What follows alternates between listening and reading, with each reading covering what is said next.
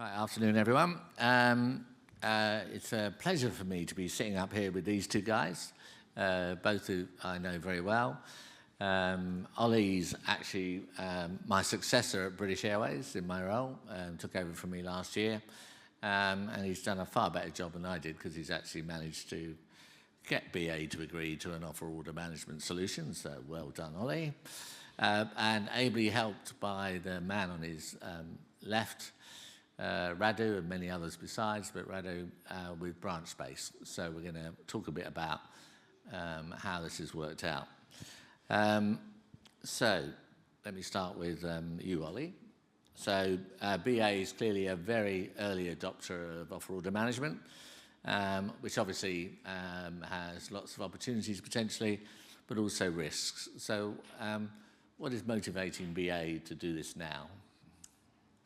So, you know, as Colm said earlier, BA is in the relatively early stages of a monumental IT transformation, right? We're transforming all the way from the top of our stack to the bottom of our stack, right? And there's various very sort of compelling benefits attached to doing that, which are well documented around driving more revenue, improving the customer experience, simplification of the IT stack, future-proofing, et cetera, et cetera.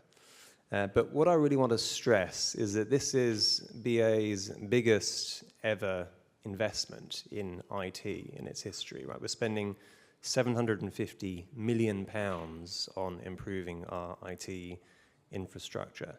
So BA isn't in the business anymore of, you know, fixing this bit and patching that bit and building an extra little system that sits on top of something to deliver a business capability. We're not doing that anymore, right? We're doing it properly now, which is really, really exciting. And you know, we're in the mindset of we don't want to adapt our systems, we want to rethink our systems. And that journey has started already. We've started at the top of the stack, so we're rebuilding BA.com, we're rebuilding the app, we're rebuilding our middleware, we're moving to the cloud, et cetera, which is great. But as everybody here knows, you can only get so far along a transformation journey by focusing on the top of the stack. You do have to move to the bottom of the stack fairly quickly, because that's the really grungy part, it's the longer part. And from BA's perspective, we don't have any time to waste. We want to crack on now. You know, we have the right people, we have the right support, we have the right investment, we have the right team, the right partners. So that's why we are moving on with that now.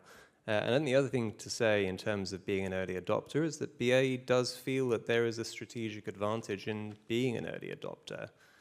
We feel that generally speaking, early adopters will tend to have a greater influence on the technology that comes out of that. So we think there is a strategic advantage to doing so.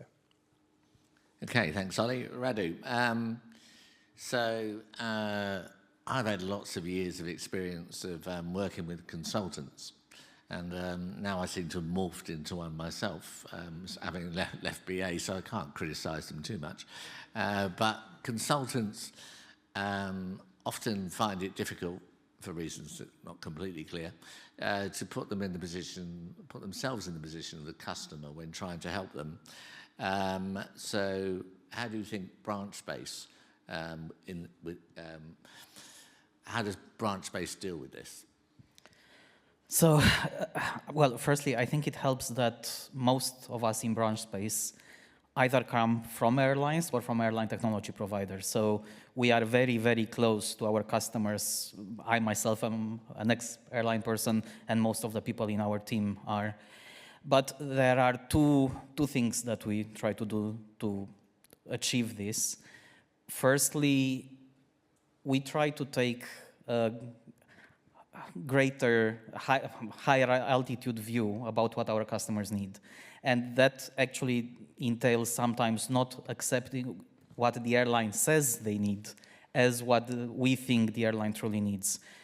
I don't mean to sound patronizing about it, but sometimes you need to take a step back and look at it also from an industry perspective and try to do the right thing, not only by your customer, which obviously is the first thing you need to do, but also by the industry. And if the customer comes with a requirement or with a request which we don't think really makes sense, is really aligned with where we think the airline should go, we try to, well, obviously, gently, diplomatically, but we try to make that point.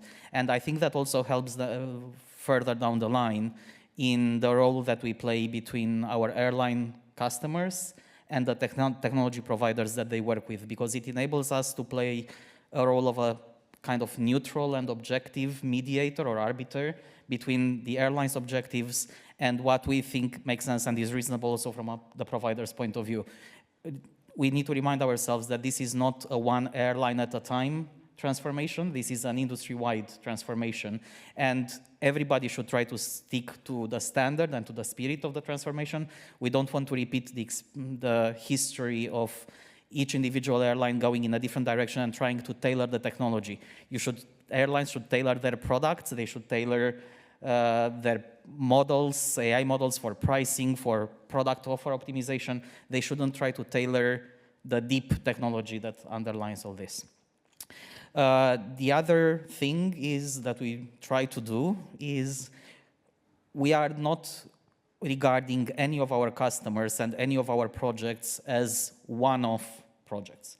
Everything that we do is about the longer-term engagement and is about the longer-term relationship. And we stick by our customers and try to always get it done, no matter what it takes. And sometimes this comes with difficulties. We've been through difficult projects. We've been in situations where, we had to jump in and fight the firefight for longer periods of time. But yeah, this is the other thing where I think we are trying at least to be different from other consultancies. It's not about one project at a time. It's about the full relationship until you go live and beyond the moment you go live. Okay, thanks, Radu. So, Ollie, since you took on this role, and particularly now you've going forward with offer order management, I'm sure you've had some sleepless nights. Can you give us a couple of examples? Well, I mean, I have 3 kids, so most nights are sleepless. But if you're talking specifically about offer and order, there's probably like a couple of topics which I guess are always at the forefront of my mind. And, some of them have been talked about already today. But the first one is just the sheer complexity of what we're trying to do, right? Because this is not just an IT transformation. This is a business transformation, right? We're not just changing technology. We're changing our processes. We're changing how we do things. We're changing our product proposition, our products, our customer proposition. All of that is changing. And whilst this whole sort of concept of offer and order, although it's born or is typically driven from within the commercial space or somewhere between commercial and IT, as soon as you start talking about business processes, it very quickly expands and the sort of tentacles expand out to every corner of the organization. So you have a lot of different moving parts. All of those moving parts need to move together at the same sort of speed and in the same sort of direction, and that is complex. So that's sort of one thing. And the second thing I think about a lot is, I guess, the team and equipping the team to sort of future-proof them for the next generation. Not only them, but also the people that we recruit in the coming months and years. And I guess there's a few sort of key skills that I'm trying to equip my team with. One of them is obviously a really sort of solid, comprehensive, explicit understanding of today's ecosystem and business processes. The second one, which I think, again, was talked about earlier on, is change management, the ability to drive change. Like driving change in a big organization, let alone a big airline, is not easy. It is really hard, right? And you have to have the kind of people who can be proactive enough and persistent enough to actually execute that change. And I think the third thing that I think about a lot in the sort of people space is a skill which I think is often overlooked, which is creativity.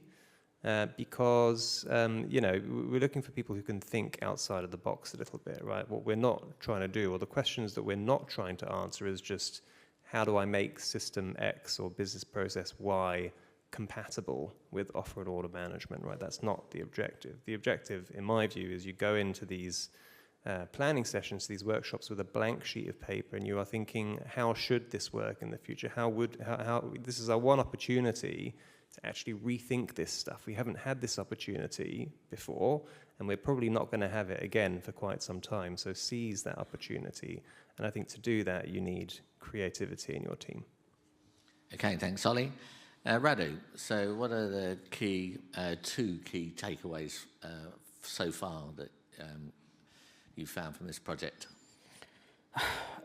I think the first one is, as Ollie said, this is a massive and very fundamental. It's deep and broad as a transformation, as deep and broad as you can possibly imagine. And and it's also very deeply interconnected. You can't touch one part of the ecosystem without thinking about the rest of the ecosystem. So, but at the same time, the job is so big that it's practically impossible to tackle everything at the same time.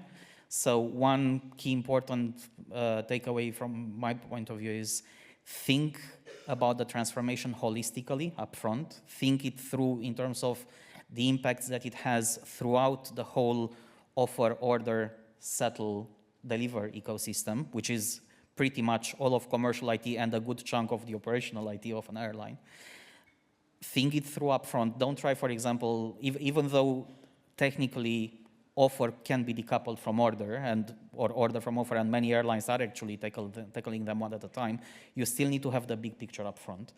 And then, once you have the big picture figured out up front, then start an implementation which should be gradual and iterative. Because you can't possibly, can't possibly, I shouldn't say that, but it's more difficult to tackle everything one at a time in one big go. The second one, and I think Ollie actually expounded this already very well. We shouldn't think of this transition as a technology transformation, because it's not. It's a business process transformation enabled by technology.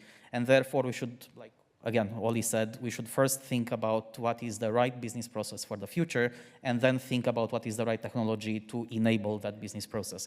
We are dealing with, and actually, Ollie, it's funny, you said that we never had the opportunity before. I think we had an opportunity before, which we've missed spectacularly, and it was back in the 50s when the first PSSs were created, and there we've missed it because instead of trying to, even then, and obviously since the 50s, early 60s, it's been a while, we had 70 years to accumulate technical and business process debt. But even then, I think we've missed a train because there were concepts which predated actually the electronic systems, like the booking classes, the RBDs that make our life so difficult when it comes to pricing. These actually predate the electronic systems, and back then we could have taken an opportunity and go straight to pricing decoupled from booking classes. We didn't take that opportunity. So now it's probably the second opportunity we get, and because it actually even more so because it's the second and not the first, we should make sure this time we don't miss the opportunity. Okay, thanks for that. I'd never thought of it in that way before. Right, so we're going to do a little game. So we'll see how this goes, just to finish off. So I'm going to start a sentence, and one of you is going to finish it. Are we clear? Understood. Okay. Right, I remember a really funny moment during the project when... Radu. I do remember one, but I won't go there. It may not be found funny by everyone, so can we skip this one? Maybe the funny moment was him refusing to answer a question on stage. Well, that's very disappointing, but let's move on. A critical success factor for this project is? So I guess touching on some of the points from before, so having the right people on the team is critical, having the right support from above is critical, and in terms of the way that you approach the roadmap, agile, iterative, bit by bit, both on the offer side and the order side, in my view, is critical. Okay, being an early adopter is, Radu? What are the challenges, basically, of, in very few words, that had to be overcome being a first mover? I think the biggest challenge so far, from my point of view, was achieving a framework, less so from a functional and technical point of view, but a framework for the commercial agreement and a framework that a framework for the commercial agreement which is both modular but without abandoning the benefits of contracting one massive chunk of scope in one go. And the other one was mitigating the risks inherent in contracting very early on, a solution which is very mature, still at the beginning of implementation, and which is evolving in a very fluid environment. Okay, really running out of time now. Ollie, so we're very early in the project. So what do you think will be the early benefits that will be delivered? So the whole roadmap is value focused, but some of the sort of shorter term benefits will be around next gen interlining, so selling ancillaries and other things that we can't do today with our close alliance partners. And another example of a near-term benefit is around new forms of ancillary, inventory controlled ancillaries, new types of bundle, that sort of thing. Okay, rushing through it now. So Radu, I'm giving you a little bit more warning here. As Radu, my number one recommendation for other airlines embarking on the OOM path would be? Don't do it alone. Start by engaging from the very early stages an expert consultant partner. And I know it sounds like we are selling ourselves. I'm not necessarily selling ourselves here. We are not the only consultancy in this space. There are others who are very, very good.